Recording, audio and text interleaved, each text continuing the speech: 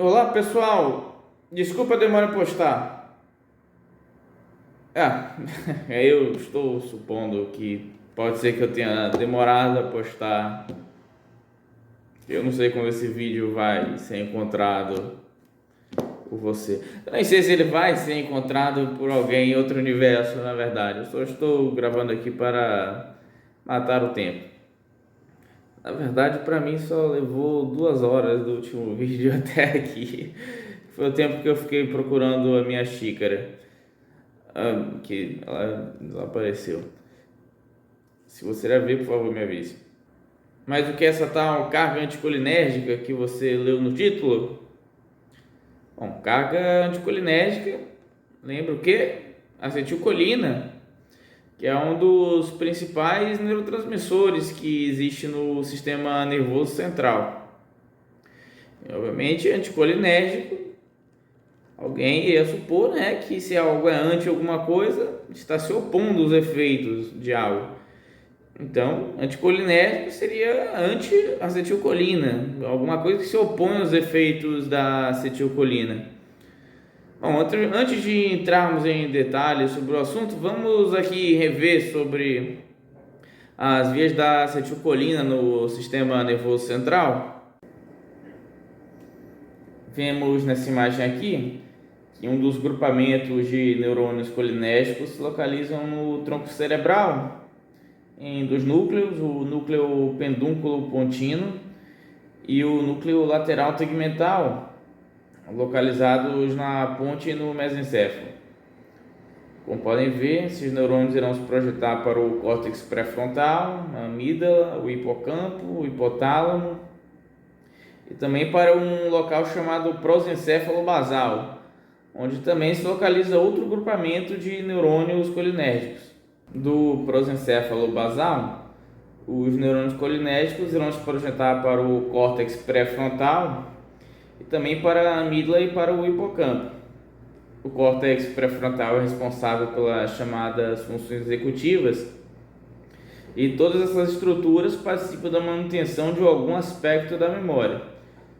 Quando esses neurônios colinérgicos são afetados, temos um quadro de declínio cognitivo, sendo a demência de Alzheimer o exemplo icônico, embora não seja, obviamente, o único exemplo do que acontece quando se tem a perda de tais neurônios.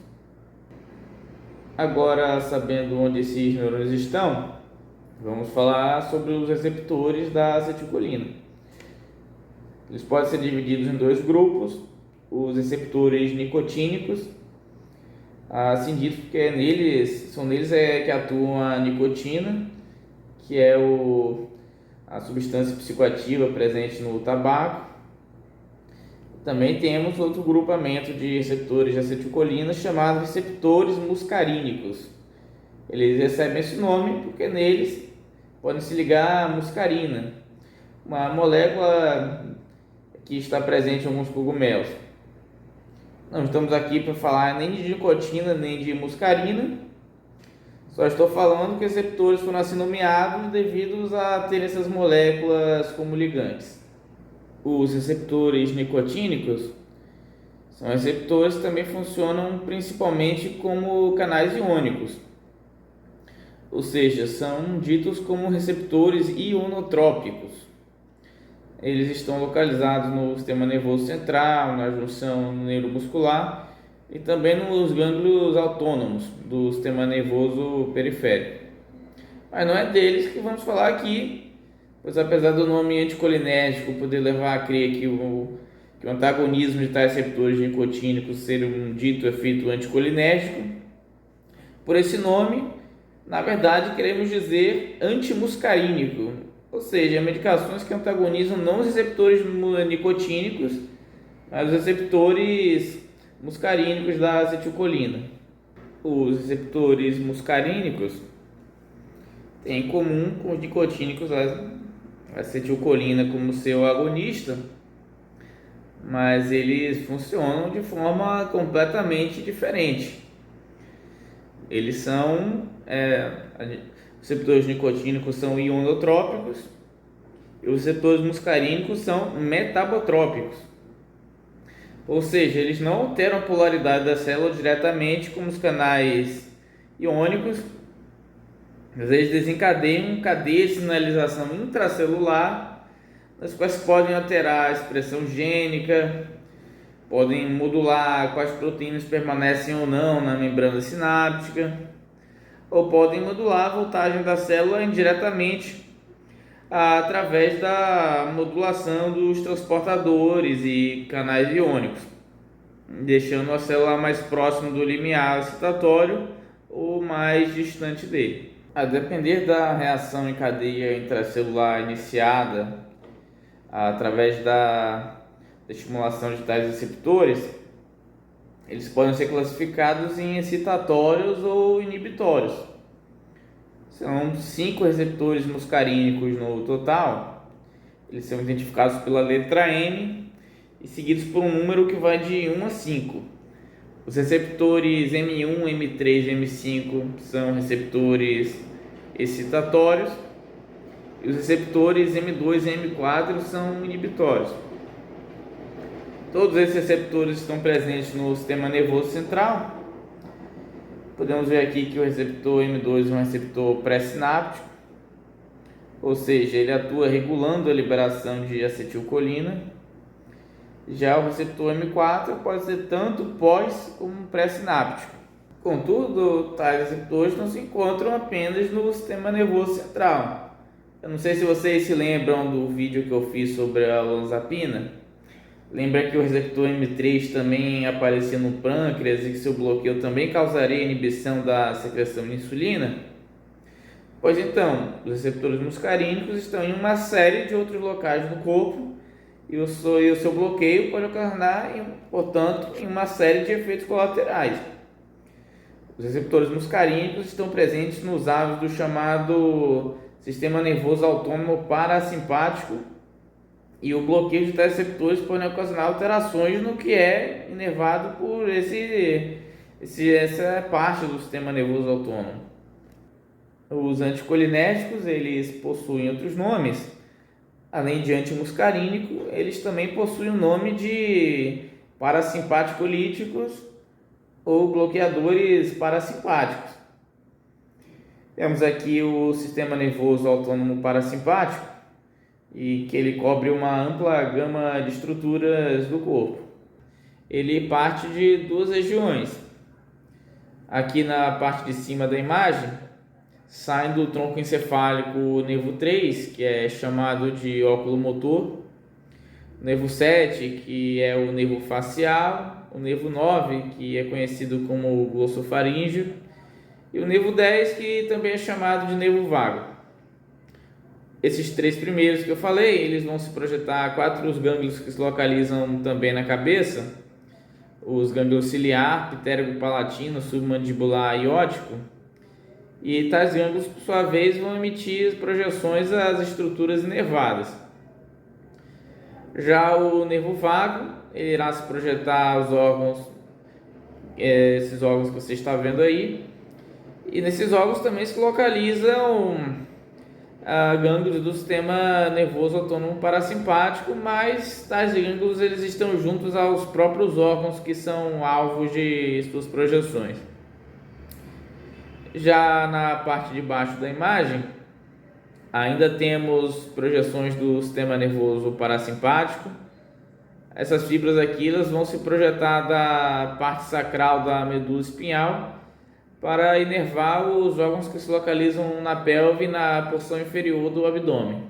O antagonismo específico de certos receptores muscarínicos podem ocasionar efeitos colaterais em alguns órgãos. Por exemplo, a acetilcolina atua diminuindo o ritmo cardíaco através do receptor M2. Ou seja, o bloqueio desse receptor pode ocasionar no efeito contrário, que é a taquicardia. Já o receptor M3, ele está presente em glândulas endócrinas, como no pâncreas, e também em glândulas exócrinas, como as glândulas salivares ou lacrimais. Seu bloqueio, portanto, pode ocasionar a diminuição da secreção de insulina pelo pâncreas e também boca seca, a sensação dos olhos estarem secos pela inibição da função das glândulas salivares e lacrimais, respectivamente. O receptor M3 ele também está presente na musculatura lisa dos brônquios e o seu agonismo vai causar broncoconstrição, ou seja, o fechamento das vias aéreas ali. Ele também é o receptor muscarínico mais prevalente na musculatura dos vasos sanguíneos, mas lá o seu agonismo irá causar vasodilatação. Isso pode parecer estranho a princípio, já que ele, em teoria, deveria fazer a constrição nos dois locais, mas faz uma coisa em um e outra coisa no outro local. Isso porque lembramos que depois que o neuroreceptor é estimulado, ele vai desencadear todo o processo dentro da célula, que vai recrutar segundos, terceiros, quartos mensageiros, vai levar todas umas alterações lá dentro. E o que as alterações são essas? Isso vai depender de onde ele esteja, de que proteínas e o que tem lá dentro, né? No caso, por que causa vasodilatação nos vasos? É que o estímulo do receptor M3 lá vai acabar por ocasionar no estímulo da óxido nítrico sintase, que vai produzir óxido nítrico. Esse óxido nítrico, por sua vez, é um vasodilatador. Por isso que eles têm efeitos opostos. Ele não é que ele tenha virado um inibidor no vaso sanguíneo. Não, ele está estimulando também. Ele está sendo um receptor estimulatório. Mas o que muda nos dois locais é o que está sendo estimulado. Bom, voltando aqui, o que a gente estava falando antes, o sistema digestivo, ele também apresenta receptores muscarínicos M2 e M3 que regulam a motilidade. Da mesma forma, os receptores estão presentes na musculatura da bexiga. E os receptores M2, M3 e M4 também existem na medula espinhal.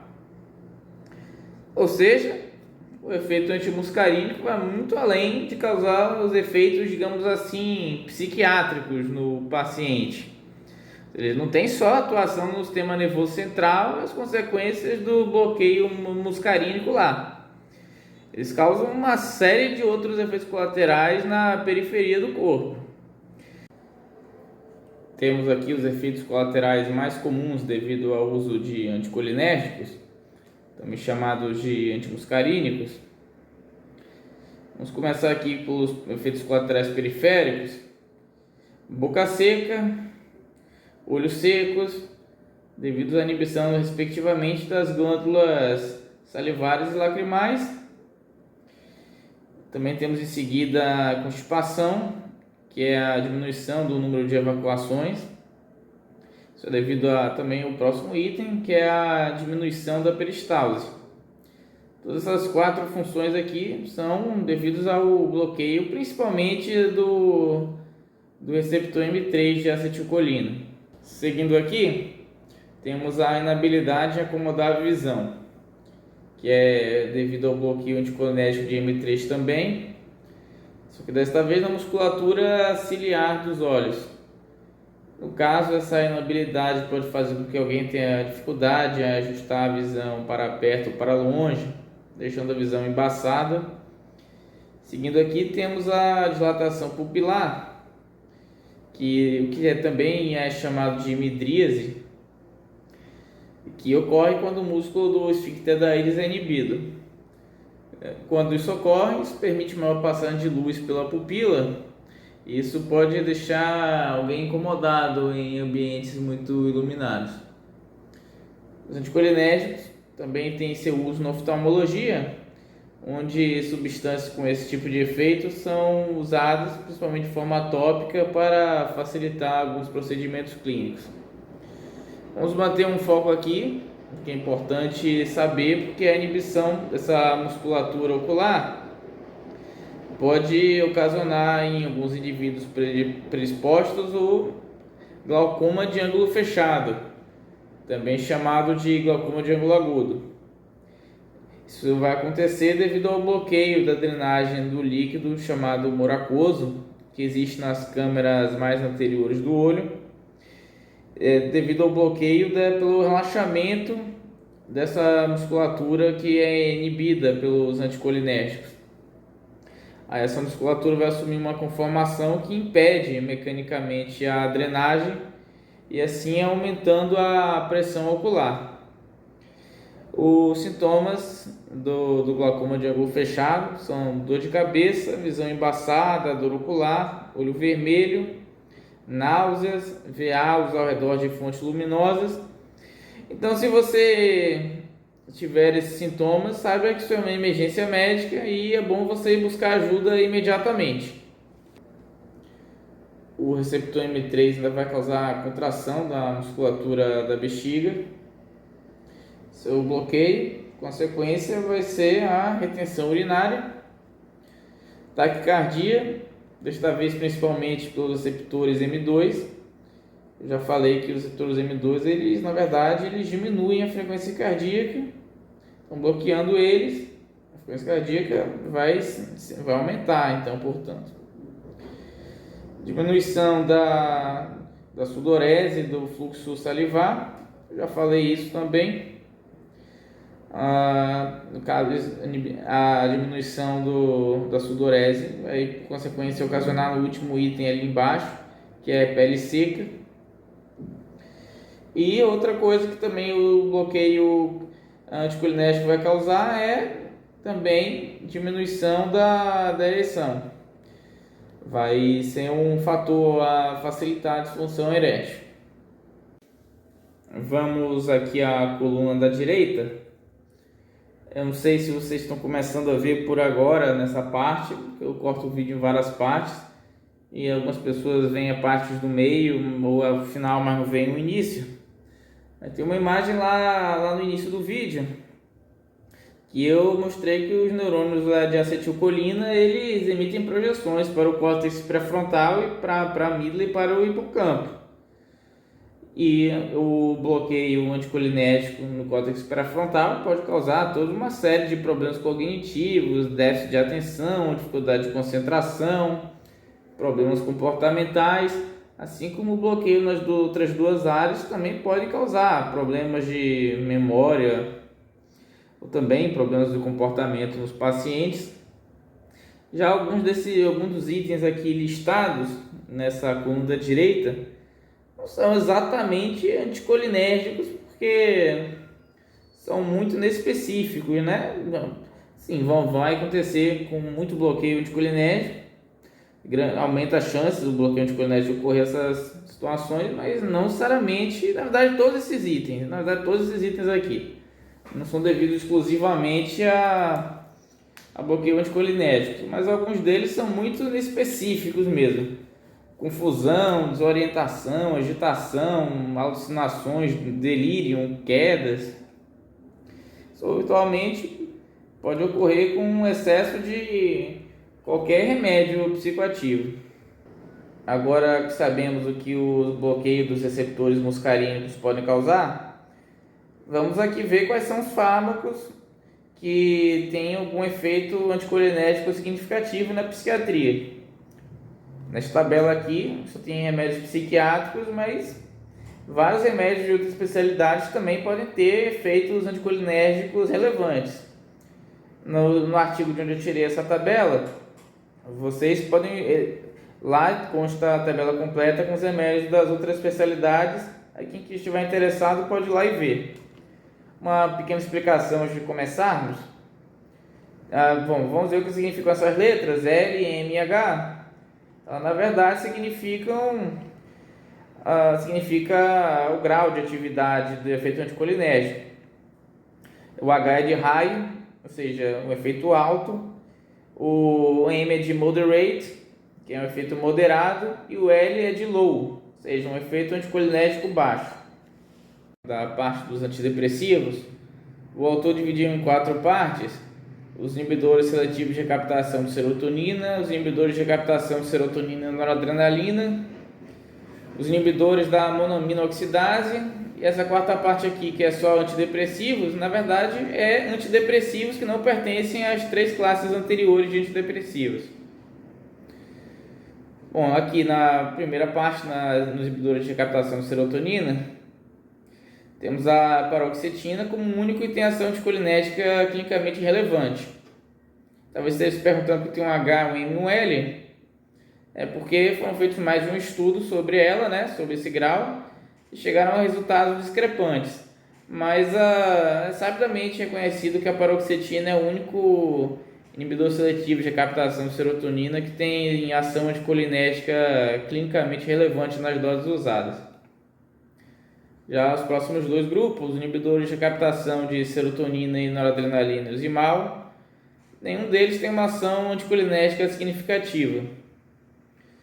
Já na quarta parte da tabela, vocês estão vendo aí vários remédios com um H, ou seja, com efeitos anticolinérgicos altos. Eles participam da classe dos tricíclicos e dos tetracíclicos. A exceção, é claro, da mirtazapina, que também é um tetracíclico, aqui está com L. Bom, todos os tricíclicos e os tetracíclicos, a exceção dela, eles têm um grau anticolinérgico clinicamente relevante em doses usadas terapeuticamente. Então, há de se ter cuidado com os efeitos colaterais que eu listei anteriormente. Aqui, né, nessa tabela, que nem todos esses remédios aqui são comercializados no Brasil não, tá? Mas os que são comercializados no Brasil, tivemos aqui a bupropiona, a mirtazapina e a trazodona, são remédios mais recentes, eles já não tem mais uma ação anticolinérgica significativa. Falando aqui sobre o grupo dos antipsicóticos, vemos aqui, né, que de forma geral os antipsicóticos possuem ação anticolinérgica alta, né? Principalmente os mais antigos. A clorpromazina e a levomepromazina, que são alguns dos antipsicóticos mais antigos de todos, eles atuam em vários neuroreceptores. E os receptores muscarínicos, eles não são exceção nisso não. Vamos ver aqui a clozapina, por exemplo. É o antipsicótico considerado o mais eficaz de todos. Ele tem uma eficácia antipsicótica grande, mas também tem um efeito anticolinérgico grande também. E da mesma forma que o olanzapina e a quetiapina. Esse HML juntos aqui é porque é o mesmo problema que eu falei na paroxetina. Estudos diferentes chegando a resultados diferentes, provavelmente porque usaram metodologias diferentes também. Aí você deve estar se perguntando se é ruim. Eu vou falar isso mais adiante. Na verdade, isso não é exatamente ruim não, porque o efeito anticolinérgico acoplado ao antipsicótico, ele também diminui a chance de ter alguns efeitos colaterais extrapiramidais. Obviamente não é o único mecanismo de se proteger desses efeitos, mas é uma coisa que ajuda a impedir, por exemplo, o parkinsonismo secundário ou a distonia aguda. Bom, não está listado aqui nem o aripiprazol e nem a lurazidona, mas esses dois não têm efeitos anticolinérgicos significativos não. Aqui temos os remédios para a doença de Parkinson. Vemos que alguns deles têm elevado grau anticolinérgico. O biperideno não está listado aí, mas ele também é um remédio para Parkinson com alto grau anticolinérgico também. Por que esses remédios têm ação anticolinérgica elevada? É justamente porque a ação anticolinérgica é o que é buscado neles. Você inibindo os receptores muscarínicos em determinados locais, você melhora os sintomas da doença de Parkinson. Da mesma forma, o Fenergan ou prometazina que é utilizado na psiquiatria com finalidade parecida de inibir sintomas motores extrapiramidais que são devidos a alterações no mesmo local. Eu vou explicar isso mais à frente. Seguindo aqui, temos os ansiolíticos, os benzodiazepínicos no caso. Temos aqui o alprazolam e clorazepato com um elevado grau de ação anticolinérgica. O clorazepato não é comercializado aqui no Brasil não, embora o alprazolam seja muito usado. Os anticonvulsivantes, a maioria deles não tem nenhum grau assim relevante de ação anticolinérgica. Carbamazepina e oxcarbamazepina listado aí tem ação apenas moderada. Já o lítio, que é um famoso estabilizador de humor, ele também não tem ação antimuscarínica significativa não. O uso de múltiplos fármacos com ação antimuscarínica podem gerar um efeito cumulativo no corpo chamado carga anticolinérgica. Daí o título do vídeo. Obviamente, essa carga cumulativa não é uma simples soma dos efeitos anticolinérgicos de cada um dos fármacos utilizados. Temos, claro, formas de se tentar aferir a carga anticolinérgica, mas nenhuma delas é exatamente precisa. Temos um método, uma tentativa de se aferir a carga anticolinérgica usando a amostra sérica, chamada SAA, que é um ensaio com radioligante. Esse método tem um problema porque nem todo remédio irá atravessar a barreira hematoencefálica para exercer sua ação no sistema nervoso central. E lembremos que existem 5 receptores muscarínicos diferentes e eles não estão distribuídos de forma uniforme no corpo e também não possuem os mesmos efeitos quando estimulados. E não existe nenhuma regra que diga que um medicamento que antagonize fortemente um desses receptores antagonize fortemente os outros também. É perfeitamente plausível, por exemplo, um remédio com efeito antimuscarínico antagonizar o receptor M3 e ser bem seletivo para ele, enquanto o outro seja bem seletivo para o receptor, por exemplo, o M1. Ou seja, não dá para simplesmente somar o efeito dos remédios. Há outras variáveis em jogo, como por exemplo, usar 2 ou mais remédios, o que é algo comum em indivíduos que fazem uso de medicamentos com ação anticolinérgica. O medicamento pode atuar de forma a aumentar ou diminuir a disponibilidade do outro. Também, outra variável é a velocidade de absorção de um remédio ou a velocidade de metabolização dele, o que pode acabar alterando a biodisponibilidade do remédio que tem ação anticolinérgica. Há escalas que tentam estimar a ação anticolinérgica com base em um sistema de pontuação para cada remédio com ação anticolinérgica significativa. Mas elas esbarram na realidade que não se pode simplesmente atribuir um valor de um número inteiro a cada remédio que atue como antagonista nos receptores muscarínicos. Não se pode dizer que, por exemplo, a ação de um remédio é de 1 e a de outro, por acaso, seja de 2, sem que isso, claro, pareça muito arbitrário. Você não pode nem garantir que a ação de um mesmo remédio é a mesma em pessoas diferentes ou sequer na mesma pessoa em situações diferentes, como, por exemplo, a ação de um remédio pode ser uma quando ela for jovem e outra quando ela for idosa já. Mas ainda que seja difícil precisar com exatidão o nível de efeito anticolinérgico de uma pessoa, é razoável supor que quanto mais remédios anticolinérgicos ela use, maior será a quantidade de efeitos colaterais relacionados. Essa imagem aqui de outro artigo mostra que quanto maior for o grau de atividade anticolinérgica, mais intensos e frequentes vão ser os efeitos colaterais. Com atividade anticolinérgica baixa, já existe boca seca, diminuição da sudorese, uma dilatação leve das pupilas, uma certa dificuldade de urinar, cansaço, sonolência, uma amnésia leve, também uma certa dificuldade para se concentrar. Aí, à medida que a pessoa vai tomando mais remédios com ação anticolinérgica, ou pode ocorrer os processos que também aumente a biodisponibilidade dos remédios que ela já usava, como o próprio processo de envelhecer, por exemplo, vão aparecendo outros efeitos colaterais, como aqui está mostrando taquicardia, a midríase, que é uma dilatação maior ainda das pupilas, pode aparecer já distúrbios no campo visual, visão embaçada, constipação, a pessoa pode se sentir agitada, inquieta, já pode apresentar sinais de confusão e também déficits maiores ainda de memória. Aumentando-se a carga anticolinérgica ainda mais, vão aparecendo os primeiros sintomas motores, tipo dificuldade de mastigar, de engolir, de falar. Consequência disso, dificuldade de mastigar ou de engolir, pode aparecer malnutrição.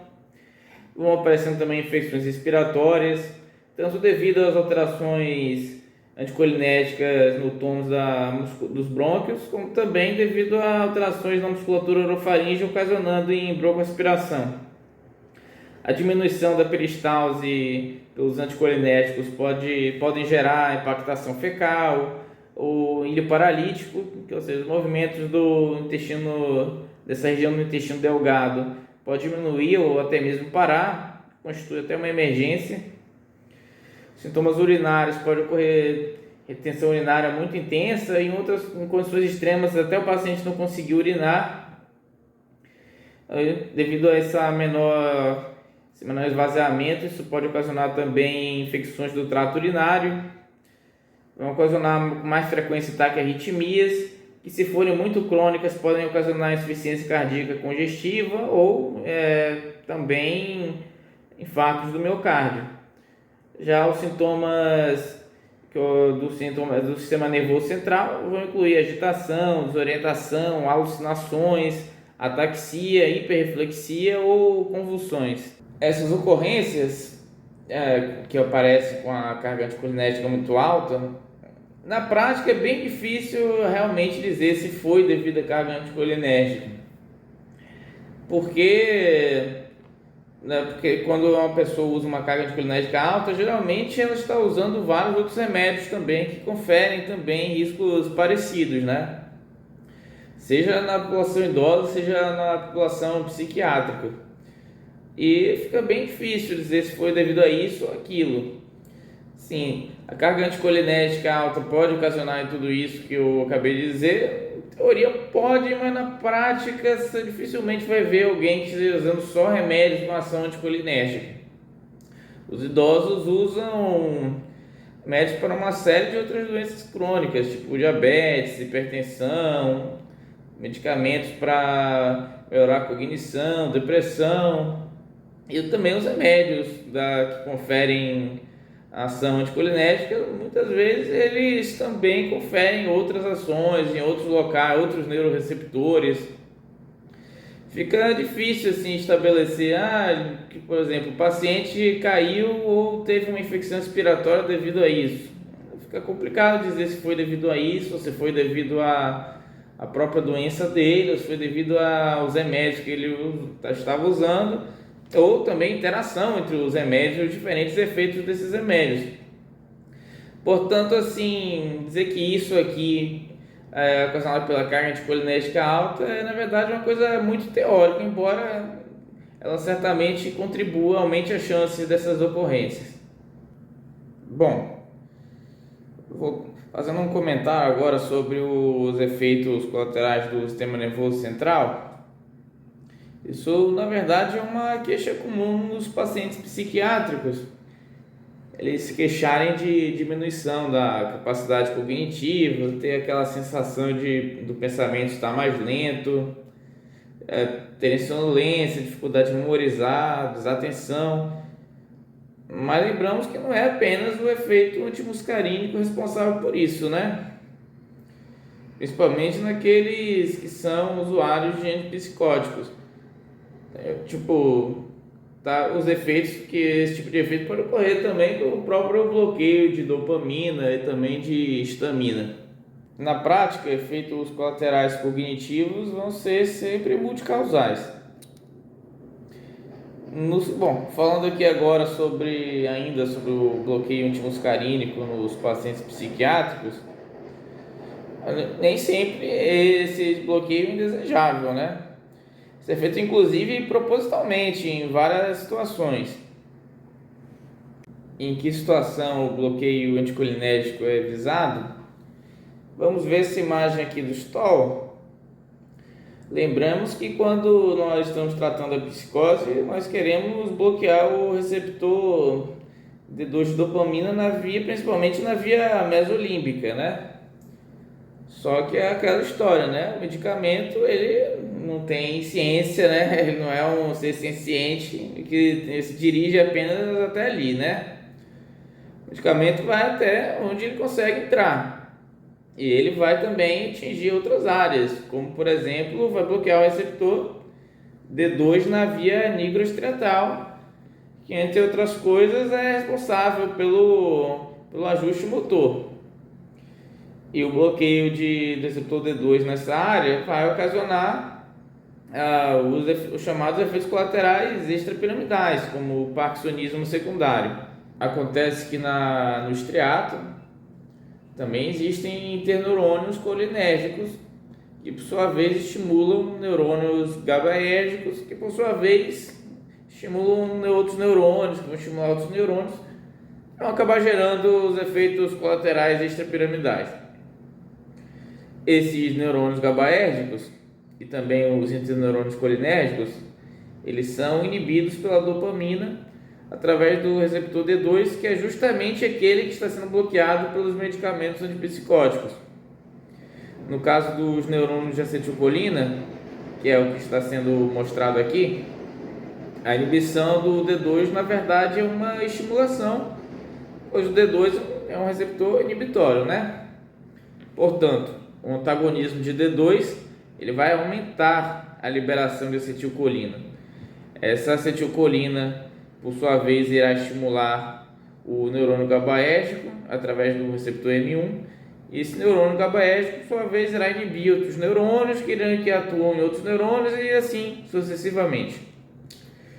Bloqueando então o receptor M1 aqui, você, portanto, diminui os efeitos colaterais extrapiramidais por diminuir esse excesso de estimulação colinérgica no neurônio de GABA.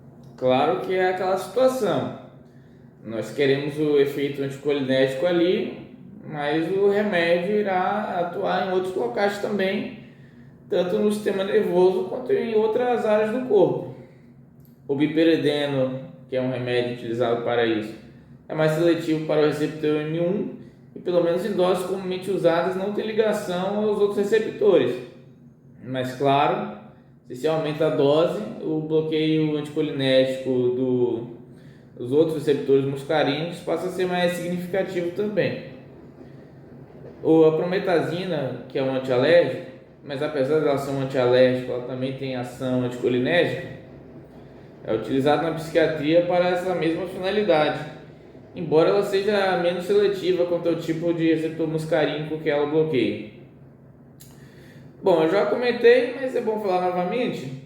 Alguns antipsicóticos, como a clorpromazina ou a levomepromazina, e outros mais recentes, como a olanzapina ou a clozapina, também se ligam a receptores muscarínicos. Esses são os mecanismos, mas não o único, que contribuem para que antipsicóticos causem menos efeitos colaterais extrapiramidais, alguns dos antipsicóticos. Embora, claro, isso garanta a eles, como vimos, outros tipos de efeitos colaterais. Voltando aqui a falar da população idosa, como vimos, temos que ter um cuidado redobrado ao se prescrever remédios com essa ação naquela população que já tem algum grau de declínio cognitivo, sejam naqueles que já possuem um diagnóstico de comprometimento cognitivo leve e mais ainda naqueles que já possuem um diagnóstico de demência. Alguns dos remédios mais prescritos para idosos que já possuem algum grau de declínio cognitivo são justamente os inibidores da acetilcolinesterase. A acetilcolinesterase, na verdade, é a enzima que degrada a acetilcolina. E drogas como a donepezila, rivastigmina e galantamina atuam dessa forma, com a intenção de se aumentar a acetilcolina no córtex pré-frontal ou no hipocampo. Após isso, essa acetilcolina ela irá atuar em outro local, que é justamente nos receptores muscarínicos. Então, drogas com ação anticolinérgica, bloqueando esses receptores, elas atuam no sentido contrário das drogas prescritas para melhorar a cognição e a memória, piorando esses aspectos. Com os idosos ainda é necessário ter um pouco mais de atenção, porque com a avançada idade, a barreira hematocefálica ela se torna mais permeável. Ou seja, substâncias que antes tinham mais dificuldade de adentrar o sistema nervoso central, elas passam a fazer com mais facilidade. Nos indivíduos com já algum quadro demencial, como de Alzheimer, Esses medicamentos conseguem adentrar o sistema nervoso central com mais facilidade ainda, até mesmo medicamentos que antes não conseguiriam. Com a idade também ocorrem alterações farmacocinéticas. Por exemplo, a velocidade de absorção de um remédio no sistema digestivo ela pode se tornar mais lenta, como ocorre perda de parte da função hepática ou renal. Medicamentos que são metabolizados por essas vias eles tendem a se acumular. A concentração de algumas proteínas séricas elas tendem a diminuir com a idade. E o remédio, parte dele pode circular livremente e parte ligada a essas proteínas. Diminuindo-se então essas proteínas, você aumenta a proporção do remédio que circula livremente e, portanto, é farmacologicamente ativa. Isso tudo pode fazer com que um idoso seja mais sensível a um medicamento com uma dose parecida que usava quando era mais jovem. Isso pode fazer com que a carga anticolinérgica se amplifique com o tempo. E já vimos o que o aumento da carga anticolinérgica pode fazer. Pode deixar o idoso mais agitado, confuso, tendo episódios de delírio, tendo declínio cognitivo maior. Isso pode afetar também a movimentação dele. Isso pode levar a episódios de quedas, pode aumento do número de internações e, portanto, também de mortalidade. Em realidade, é difícil estabelecer um nexo causal entre esses desfechos e o aumento da carga anticolinérgica, pois os estudos que indicam alguma relação, ou eles são seccionais ou retrospectivos, e não tem tanto poder assim para estabelecer a causalidade entre as duas ocorrências. E obviamente um estudo controlado, randomizado, isso não seria ético, porque isso exigiria você expor indivíduos a uma alta carga anticolinérgica para ver o que acontece. Isso é inadmissível, claro, né? O que torna ainda difícil estabelecer causalidade entre as duas coisas é porque geralmente a população idosa, como eu falei antes, usa vários remédios com várias ações e fica difícil dizer se, por exemplo, tal desfecho se deve a uma carga anticolinérgica alta ou alguma alta carga de alguma outra coisa, ou a interação entre esses dois fatores. Então fica bem difícil dizer na prática. Contudo, mesmo sem os estudos estatísticos apropriados, é um consenso na comunidade médica de que uma alta carga anticolinérgica é danosa e remédios que bloqueiam receptores muscarínicos devem ser evitados sempre que possível. Claro, esses remédios também têm suas indicações nos idosos e não é porque eles ocasionam esses problemas que você nunca deve usá-los, até porque eles também tratam outros problemas de outras naturezas, né? E, obviamente, cada caso tem que ser avaliado individualmente. Não é porque você está vendo esse vídeo aqui agora que você deve sair correndo de onde quer que esteja para tirar o remédio com ação anticolinérgica do seu avô ou de sua avó. Não, cada caso tem que ser avaliado para se ver a pertinência ou não daquele fármaco estar ali, né? Para finalizar, é bom discutirmos sobre um ponto ainda controverso, que é sobre se remédios com ação anticolinérgica podem ocasionar em quadros demenciais, pois estudos demonstram associação entre as duas coisas, mas associação não quer dizer causalidade. Com os estudos presentes até o momento, não tem como dizer com certeza se esses remédios causam demência. É possível que remédios com ação anticolinérgica ocasionem em quadros demenciais? É possível, mas também é possível que aqueles indivíduos que já estão no processo de desenvolver uma demência, eles apresentem uma série de problemas neurológicos ou psiquiátricos que, por sua vez, são o que fazem com que os anticolinérgicos sejam prescritos. Aí fica meio difícil dizer o que veio primeiro, o ovo ou a galinha. Nesse caso é difícil sem estudos apropriados. E lembramos, né, que doenças psiquiátricas são por si só também fator de risco para o desenvolvimento de quadros demenciais. Obviamente não tem como dizer se um indivíduo que usa remédios anticolinérgicos, ou mesmo que tenha uma alta carga anticolinérgica, venha a desenvolver um quadro demencial. Embora, atualmente na comunidade médica, até a suspeita seja de que isso seja pelo menos um fator de risco. Claro que remédios com ação anticolinérgica devem ser evitados se não forem estritamente necessários, né? Até porque, apesar de não se saber que se eles causam ou não demência, ou se são um fator ou não de risco para demência, sabidamente se sabe que eles diminuem a capacidade cognitiva. Vou aqui falar novamente. Às vezes temos que manter o paciente utilizando os remédios com ação anticolinérgica. Às vezes não temos um substituto para o paciente com o mesmo remédio que tem o mesmo efeito, não tem essa ação, ou às vezes temos o substituto, já tentamos ele e o paciente não respondeu e aí tivemos que voltar para o remédio com a ação anticolinérgica. Aí nesse caso não tem jeito, porque às vezes em algumas situações, como por exemplo os antipsicóticos, às vezes o paciente fica agressivo, agitado, se põe em risco e só melhora com o remédio, que porventura venha a ter essa ação. Pode até não ter melhorado devido a essa ação, mas essa ação está lá acoplada ao remédio.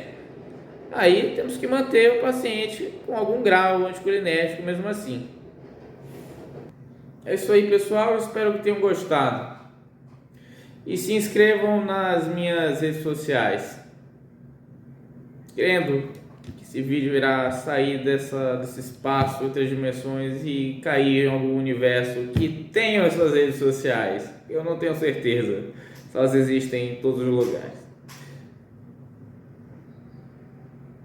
Se você, por acaso, tiver achado a minha xícara de café, eu estou procurando ela também.